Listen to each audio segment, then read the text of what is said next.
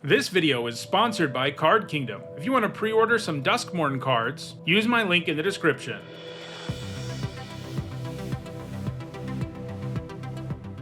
Hi everyone, I'm Hone. Now that we know all the cards in Duskmourn, that means it's time for me to start my limited set review for the brand new format. Over the next several days, I'll be evaluating every single card in the set to get you ready for your pre-release or the release of the set on Magic Arena. We're starting today with the multicolored and colorless cards. Multicolored is always a good place to start because those cards do a good job of introducing us to the set's archetypes and mechanics, and they also tend to be some of the most powerful cards in a set. For each of these cards, I'll discuss how I think they'll perform in Limited, that means Draft and Sealed, and I'll punctuate each evaluation with a letter grade. If you're new to my set reviews and unsure of what my letter grades mean, you can find a guide in the description for this video. There are a few important things to keep in mind as I review these cards. First, because we're only talking about Draft and Sealed, I'm only going to be talking about cards that can be found in play boosters. Furthermore, I'm only looking at cards from the main set in the video. Play boosters in this set do have special guests, but I'll be looking at those in their own video later. Second, these are my evaluations of these cards before actually playing with them, since the goal is to have my set review done in time for the pre-release. And that of course means I'll be wrong about some stuff, but as the format comes into focus, I'll be doing videos where I discuss how things have panned out.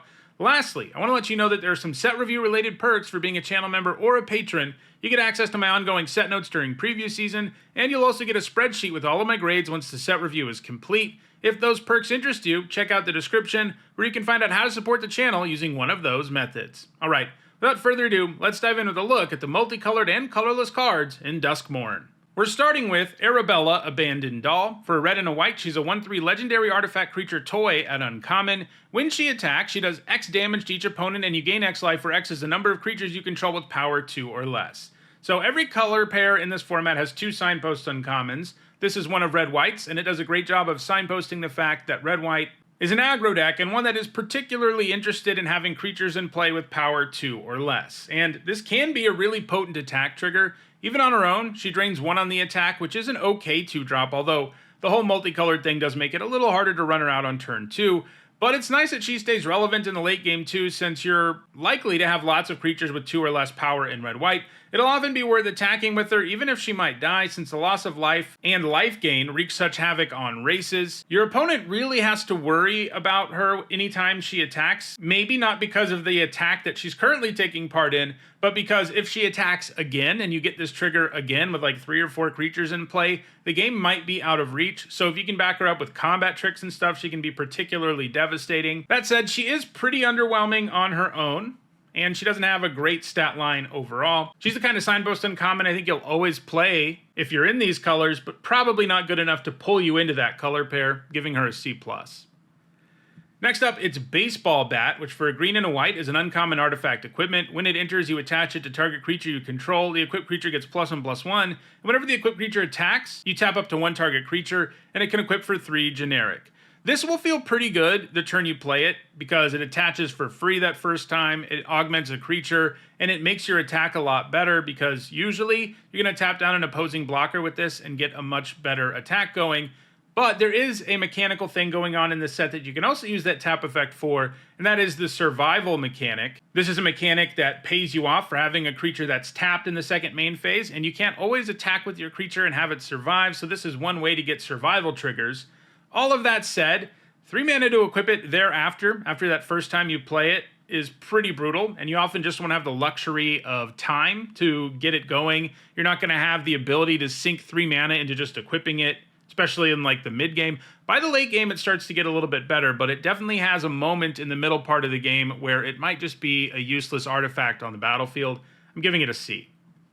Next up, it's Beastie Beatdown, which for a red and a green is an uncommon sorcery. It says choose target creature you control and target creature an opponent controls, and it has Delirium, a returning mechanic that's in this set. That means if you have 4 or more card types among cards in your graveyard, you get some kind of effect. In this case, you put 2 +1/+1 counters on the creature you control, and then the creature you control deals damage equal to its power to the creature an opponent controls.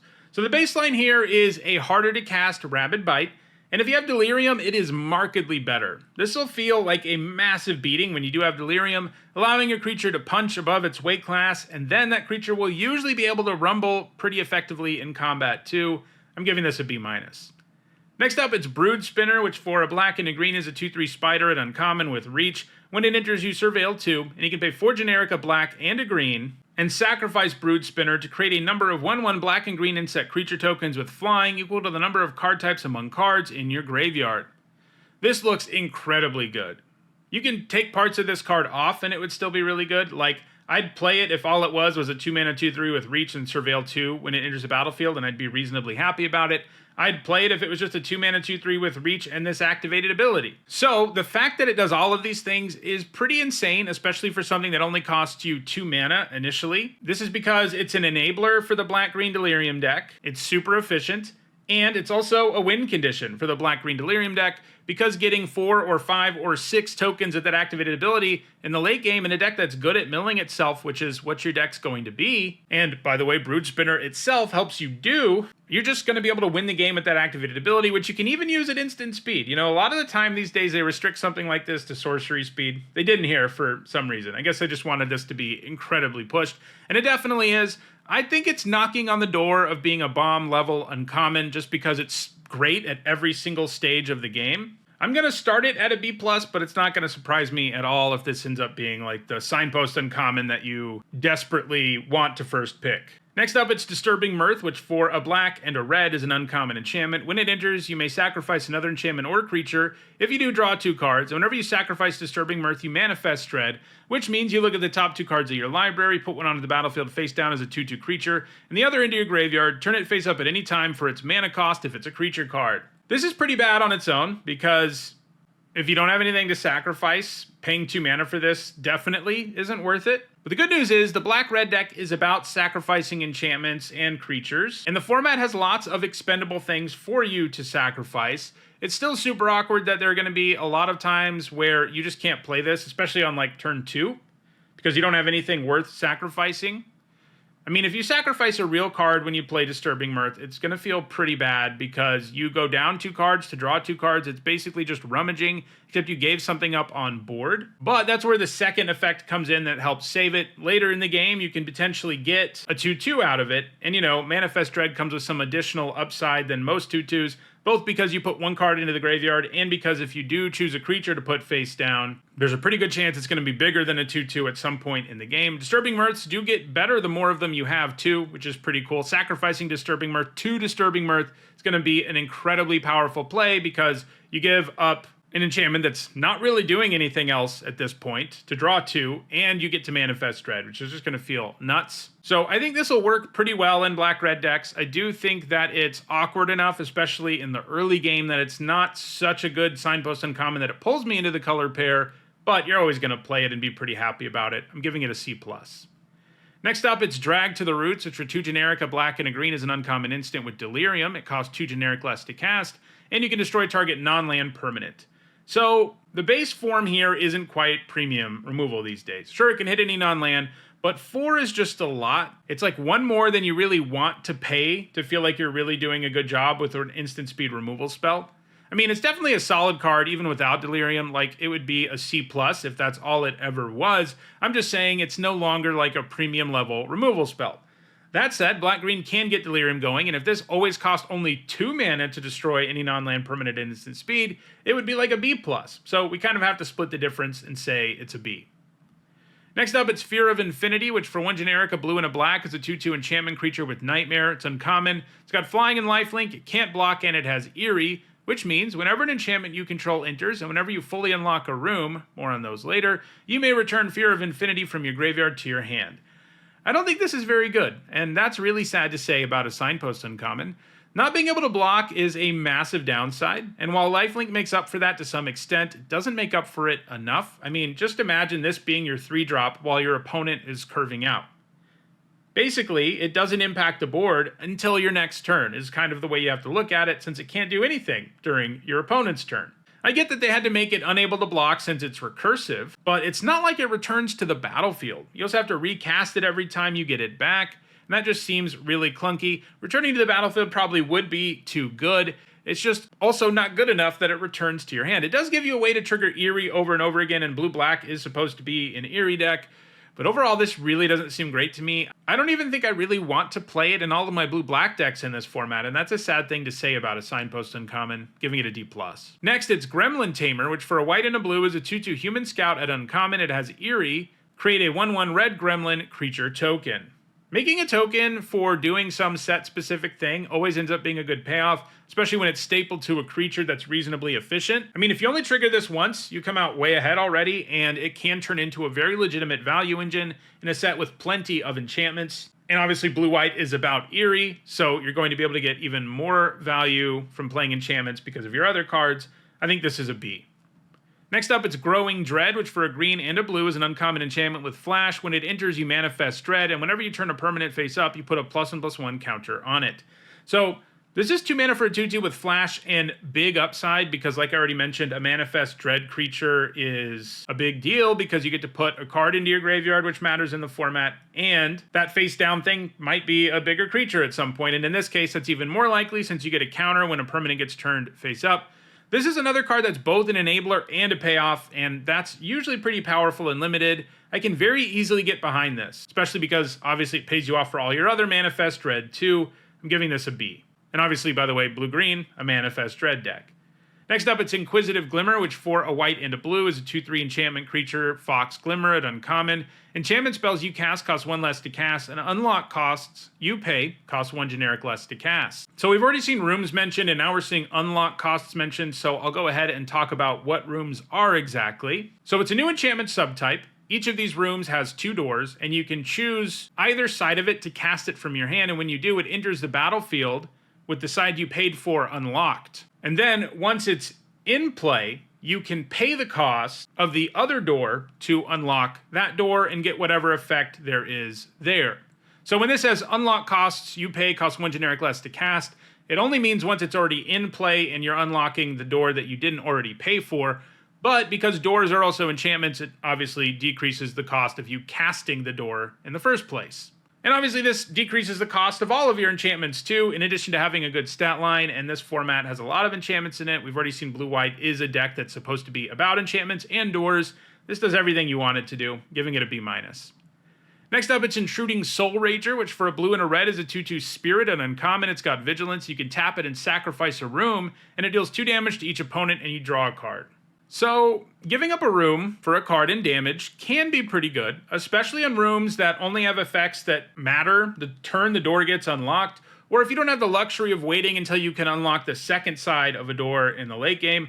But it's pretty specific about what you sacrifice, and there's going to be really awkward times where you'd much rather keep your door that has a static effect in play than you would want to sacrifice it. There will be times where your rooms are very much expendable, but it doesn't seem to me like all of your rooms will be. So this card seems kind of awkward to me overall. There are going to be times where it's mostly just a 2 mana 2/2 with vigilance. And that's because you're not always going to have a room, and you're not always going to have a room you think is worth sacrificing either. So I'm just giving it a C.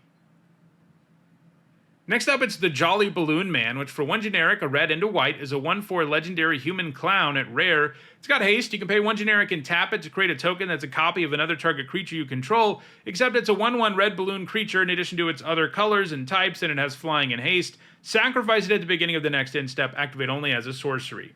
These tokens are pretty sweet, since they can not only crack in for 1 in the air, but you also get any enter the battlefield or death triggers that the card might have, or attack triggers.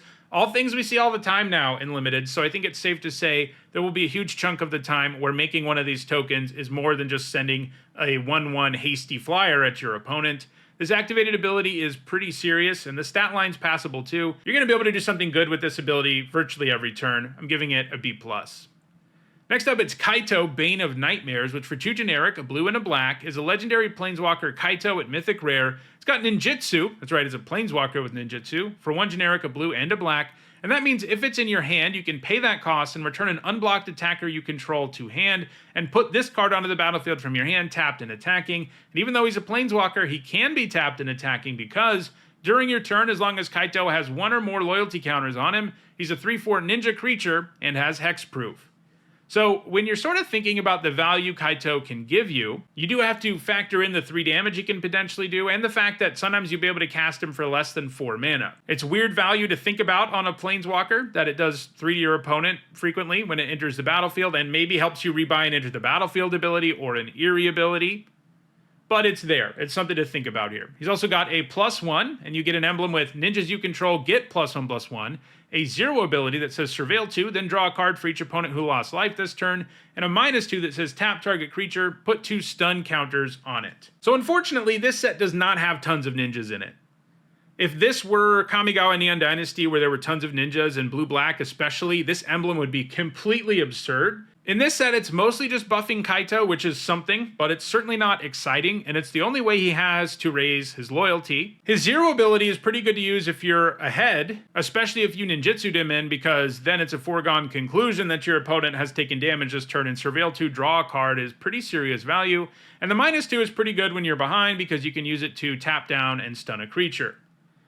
I don't quite think he's a bomb, despite having all this stuff going on. He doesn't have a great way to protect himself or remove a creature. The -2 is sort of a bad version of both of those kinds of effects. He also doesn't really have an effect that adds to the board during your opponent's turn. He's never a ninja on their turn, for example. So I just think he's a really good Planeswalker who can generate value, and he will be able to take over some games, but he's not going to take over every game when he gets played. I'm giving him a B+.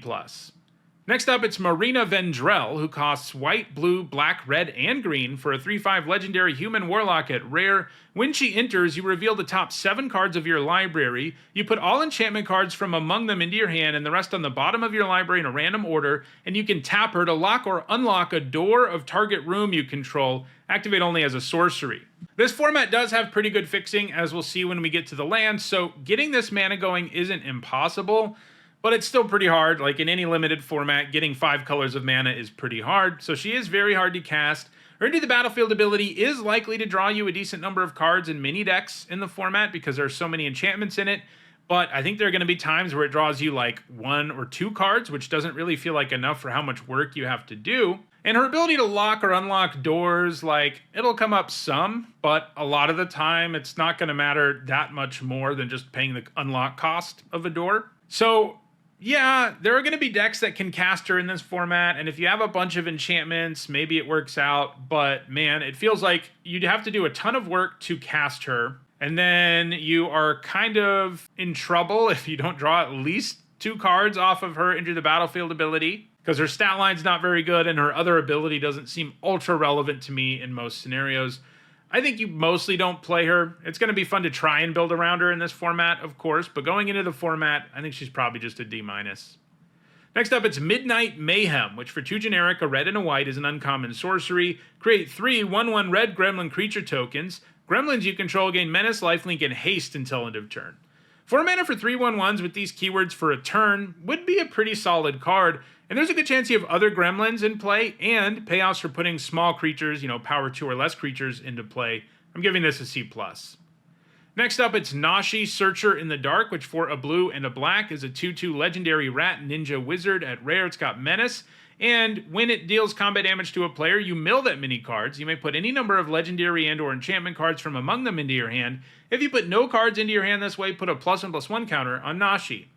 So, as I've already said, this set has a lot of enchantments in it. It has kind of a moderate number of legendary creatures in it. This isn't a set where all the signpost uncommons are legendary creatures or something like that. So it doesn't have a ton of them. There are a few of them at lower rarities. But you will be able to draw a card with Nashi's trigger sometimes. But milling 2 cards and getting a +1/+1 counter is itself pretty good value too, especially in a set with a graveyard theme. So you'll take either outcome pretty happily. And if you can play him on turn 2, especially if you're on the play, there's a pretty good chance things will snowball and go crazy.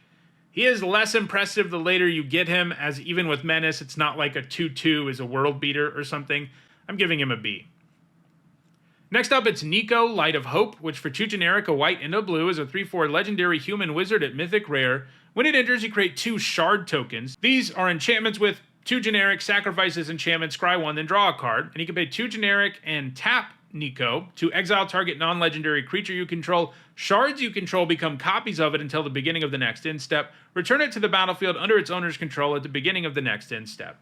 A 4-mana 3/4 that makes 2 shard tokens, excellent card, one that will be a 3-for-1 virtually every time you play it. And that's without talking about the upside of making enchantments in general. Like, this will trigger Eerie twice on its own. So if things stopped there, Nico would probably already be an A. Then, once you throw in this activated ability, which will be completely insane on occasion, there are also going to be times where it doesn't really matter, but there are going to be times where turning your shards into some really good creature you have is going to be a huge deal. You can rebuy into the battlefield abilities of it, of course.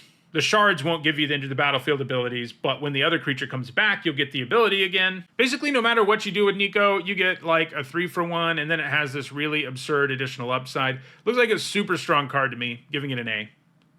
Next up, it's Oblivious Bookworm, which for a blue and a green is a 2/3 human wizard at uncommon. At the beginning of your end step, you may draw a card. If you do, discard a card, unless a permanent enters the battlefield face down under your control this turn, or you turn a permanent face up this turn.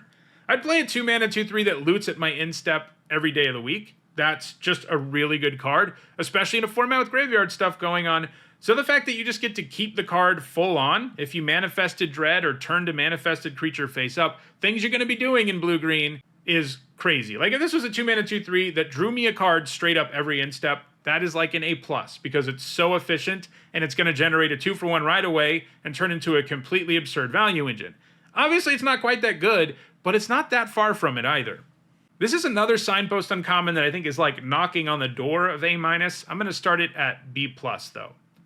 Next up, it's Peer Past the Veil, which for 2 generic, a red and a green is a rare instant. Discard your hand, then draw X cards, where X is the number of card types among cards in your graveyard.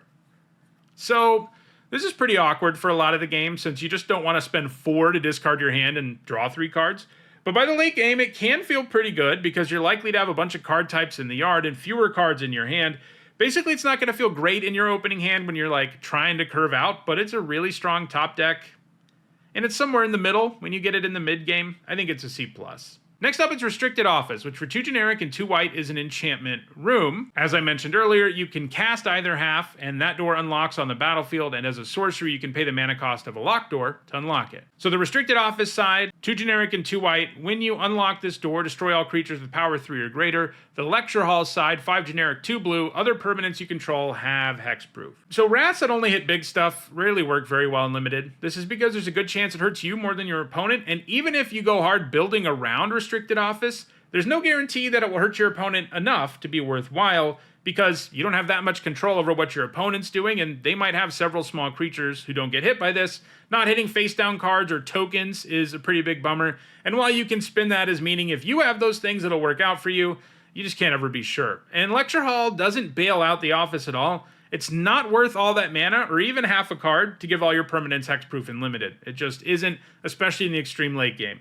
This is probably a sideboard card, I guess, because I think it's like an F in most decks. But if you end up in a matchup where Restricted Office does something enough, it probably works out okay for you, but those matchups are few and far between, so it's probably just a sideboard D. Next up, it's Rip Spawn Hunter, which for 2 generic, a green and a white, is a 4/4 legendary human survivor at rare. It's got survival. That means at the beginning of your second main phase, if it's tapped, you get something. In this case, you reveal the top X cards of your library, where X is its power. Put any number of creature and or vehicle cards with different powers from among them into your hand. Put the rest on the bottom of your library in a random order. This survival trigger is very likely to draw you at least 1 card, and it'll draw you 2 or 3, sometimes 2, and Rip is a 4-mana 4/4, so finding a way for it to survive isn't as hard as it is on some of the other survival creatures, giving it a B. Next up, it's Rite of the Moth, which for 1 generic, a white, and 2 black is an uncommon sorcery. It says return target creature card from your graveyard to the battlefield with a finality counter on it, and it has flashback for 3 generic, 2 white, and a black. Means you can cast it from the graveyard for that cost and then exile it. 4 mana to reanimate a creature is a better deal than we usually see, at lower rarities especially, but the double black does make it a little trickier to actually be able to do this when you have 4 lands. It's graded as flashback. It gives me some Unburial Rites vibes, even if it's obviously not quite as busted as that card was. I'm a little skeptical of reanimator decks in limited in general. They just come together less often than they are successful. But this does look like a good enabler for it, because if you mill it, you can still cast it, and it's pretty good to be able to reanimate 2 things.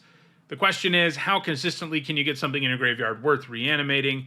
And obviously this card's stock is going to rise or fall based on how much you can do that. I'm starting it at a C+. Next up, it's Roaring Furnace and Steaming Sauna, another enchantment room. The Roaring Furnace side is 1 generic and a red.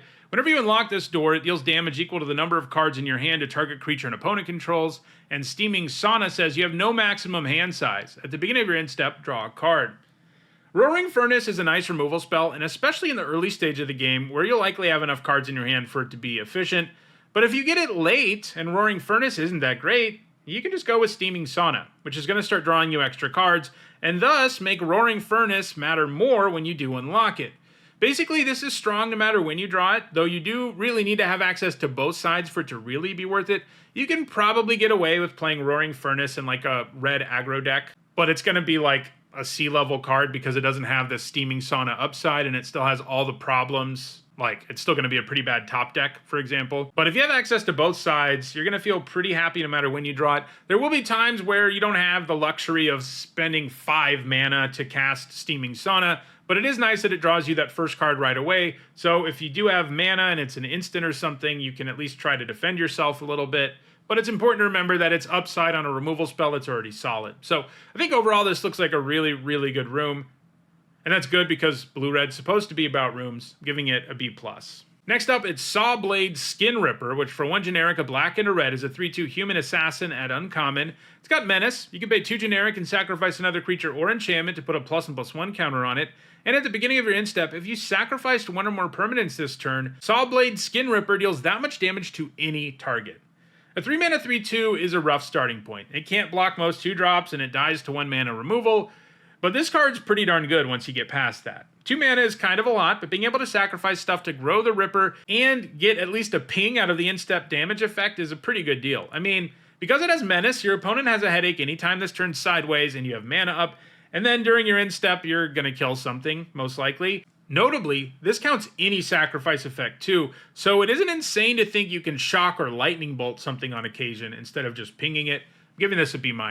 Next up, it's Shrewd Storyteller, which for 1 generic, a green and a white, is a 3/3 human survivor at uncommon. It's got survival, put a +1/+1 counter on target creature. So green-white is about the survival mechanic, and this has solid stats and a really good survival trigger. Putting the counter somewhere else can mean you get value out of it, even if your opponent like untaps and kills a Storyteller. But if you put the counter on the Storyteller, you can also make it more likely you can keep on swinging with it and keep growing it. But it can also help your other survival creatures be better at attacking, and attacking is the easiest way to have them be tapped in your second main phase, though as we've already seen, there are a few other ways to do that. I'm giving this a B-. Next up, it's Shroud Stomper, which for 3 generic, 2 white, and 2 black is a 5/5 elemental at rare. It's got Death Touch. Whenever it enters or attacks, each opponent loses 2 life, you gain 2 life, and draw a card. This is pretty tough to cast, and it certainly doesn't have an impressive body for all of that effort, but that enters an attacks trigger means business. Draining 2 life and drawing a card even once feels good, and because this has Death Touch, it isn't like attacking with it is going to be difficult, and at that point you're generating at least a 3-for-1. Will slot really nicely into black-white. Not only is a black-white deck going to have an easy time casting this compared to everybody else, but it's also a really good reanimation target, and that's what that color pair is supposed to be about. I'm giving this a B. Next up, it's Skull Snap Nuisance, which for a blue and a black is a 1/4 insect skeleton at uncommon. It's got flying and eerie, surveil 1. This stat line performs pretty well, although, you know, like any card that costs 2 mana of different colors, it is going to be less likely you can actually run it out on turn 2, and it does get a little worse the later the game goes on, but a 1/4 flyer kind of matters all game long. It's never massively impactful, but it's never irrelevant either, and a surveil trigger is a nice thing to have, giving this a C+. Next up, it's Smoky Lounge and Misty Salon, another enchantment room.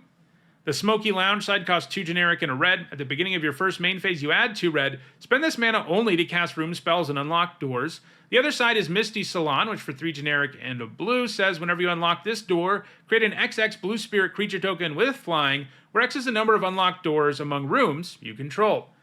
Both of these are pretty good if you have a whole bunch of doors, and each room has 2 doors, so conceivably you can play the lounge on 3 and then unlock it on 4 to get at least a 2/2 flyer, and that's something. But it does seem a little bit slow, and I'm skeptical about doors being a viable archetype in general, since many of them involve sinking mana into stuff that doesn't impact the board. This card is just way too all in on the door thing, too. Like, the other signpost uncommons, most of them are like, you know, creatures that do something, whether it's just attacking or blocking. That's a lot more than this is generally going to do. I mean, yeah, you can pay 4 to get a 1/1 flyer if you have to, but I am a little bit worried about this card. I think you have to be so deep into doors in blue-red that I think it needs a build-around grade. Because, like, obviously, if you have a lot of doors, this ends up being like a premier card that can win you the game, with the Misty Salon side especially. But I'm skeptical about how often you can actually build a legitimate blue-red deck that will pan out. So, I mean, I think this is going to be a D in a lot of blue-red decks, but it could be a B- or even better in a deck that's really deep into doors. Next up, it's the Swarm Weaver, which for 2 generic, a black and a green, is a 2/3 legendary artifact creature Scarecrow at rare. When it enters, you create 2 1/1 black and green insect creature tokens with flying, and it has Delirium. Insects and spiders you control get +1/+1 and have Death Touch. So even without Delirium, this would be a bomb. It gives you so much for 4 mana. 4 mana for a 2/3 and 2 1/1 flyers is just an amazing rate. Spot removal can never fully deal with the problem you present to your opponent.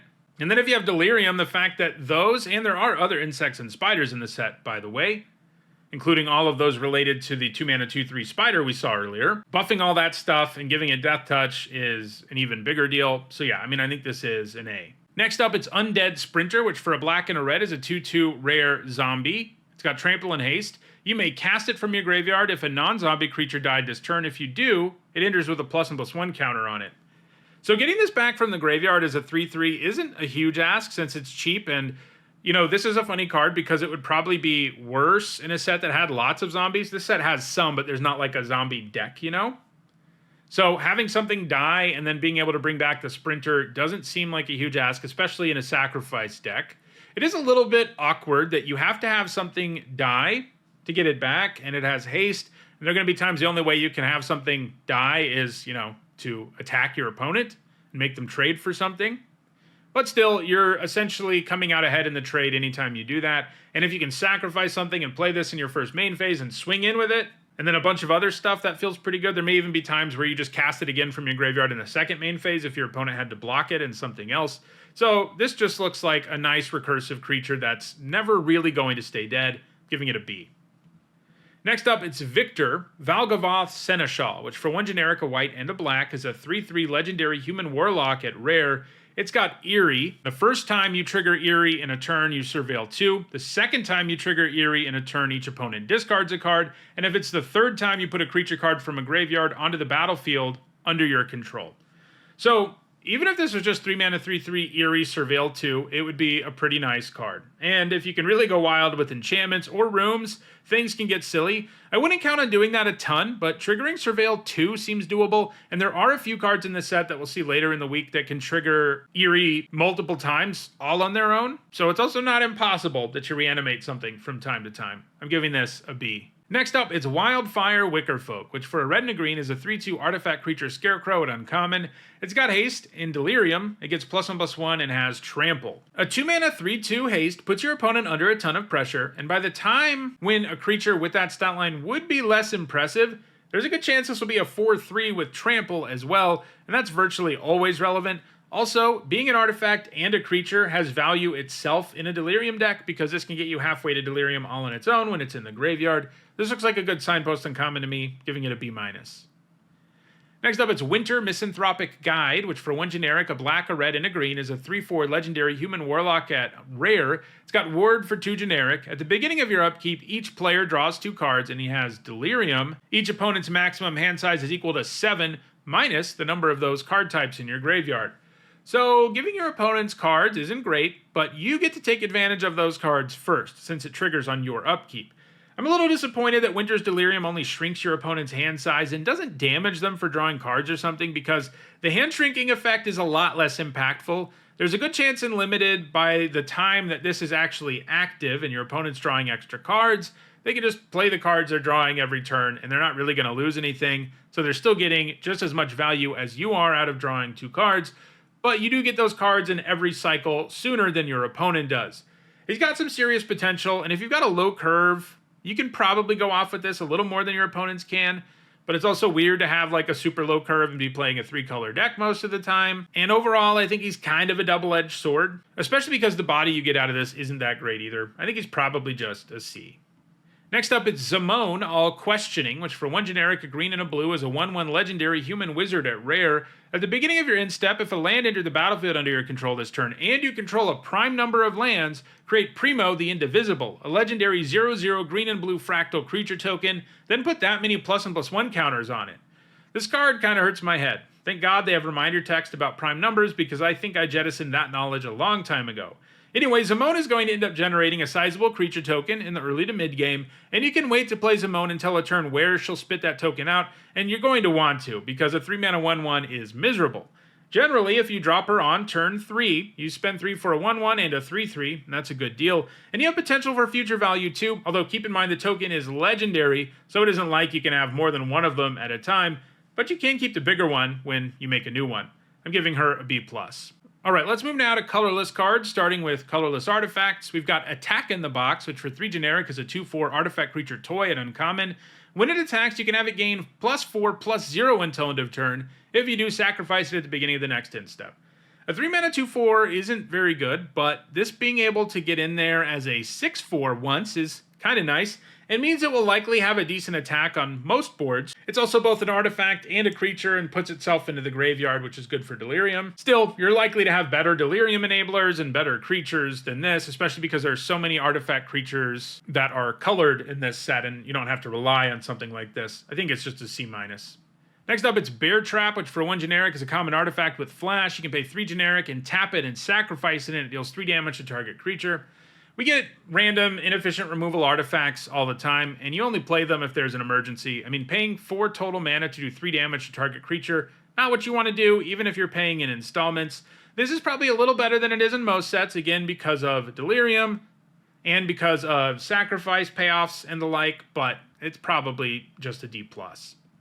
Next up, it's Conductive Machete, which for 4 generic is an uncommon artifact equipment. When it enters, you manifest Dread, and then attach the machete to that creature. Equipped creature gets +2/+1, and it has equip 4 generic. So this is a 4-mana 4/3 with very real upside. Again, you get to load the graveyard some, and you potentially get to have an even bigger creature. The bad news is, if your opponent ever kills the thing you have this equipped to, re-equipping it is a real pain and isn't going to feel anything close to efficient. I'm giving it a C. Next up, it's Dissection Tools, which for 5 generic is a rare artifact equipment. When it enters, you manifest Dread, then attach Dissection Tools to that creature. Equipped creature gets +2/+2 and has Death Touch and Lifelink, and it has Equip, sacrifice a creature. This isn't that far from being Batterskull, and that's pretty good company to keep. Obviously, it's not quite as good, but a bad impression of a card that is that powerful is still a pretty good card.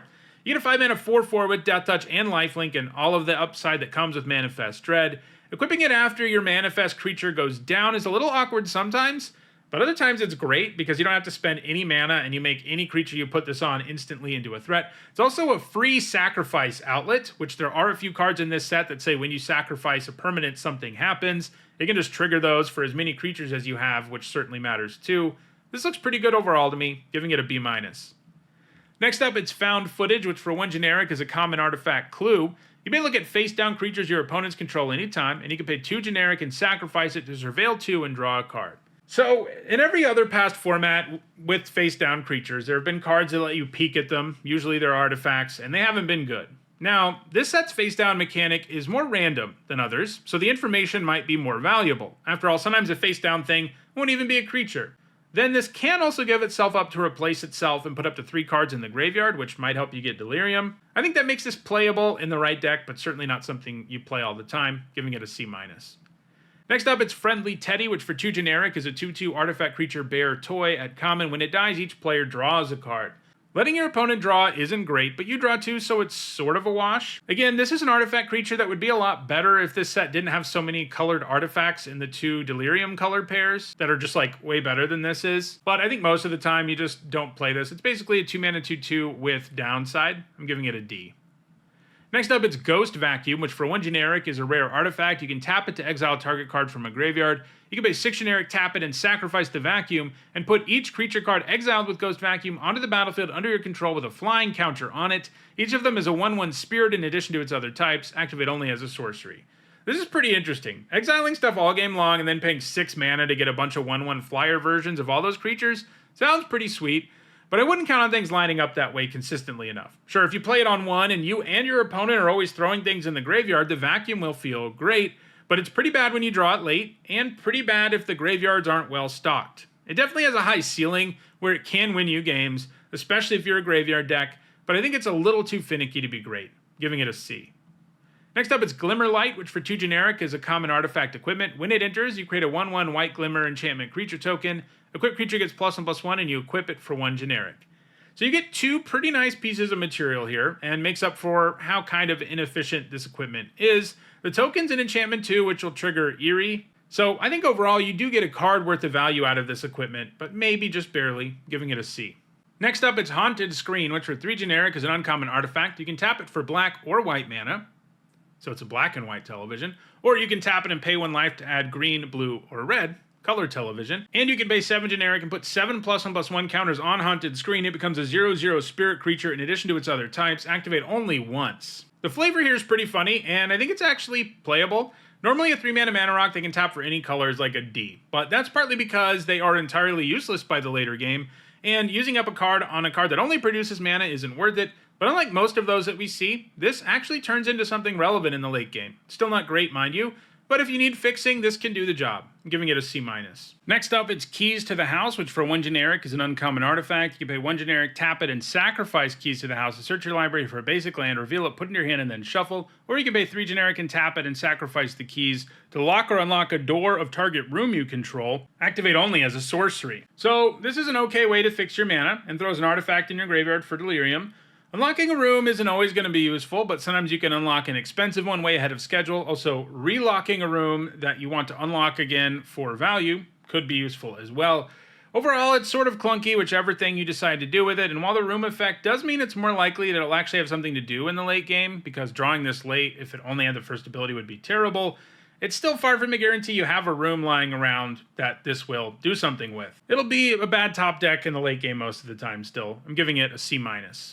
Next up, it's Malevolent Chandelier, which for 6 generic is a common artifact creature construct with flying. You can pay 2 generic to put target card from a graveyard on the bottom of its owner's library. Activate only as a sorcery. It's a 4/4. The stat line's bad for the cost, and the activated ability, while more useful in this set than in most, is overcosted and clunky, and really only going to come up in the extreme late game. This just doesn't give you what you actually deserve for the mana investment, giving it a D-.